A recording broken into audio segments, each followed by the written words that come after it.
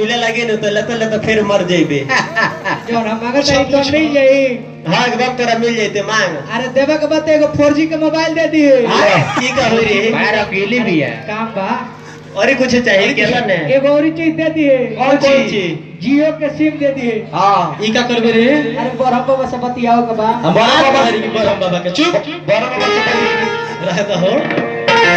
एबरा के ई जमाना हो गइल महाराज। हां कैसे भाव लागता कि पहले के तोनिया से कुछ ठाठ में हमनी के पचरा के भाव में रहले।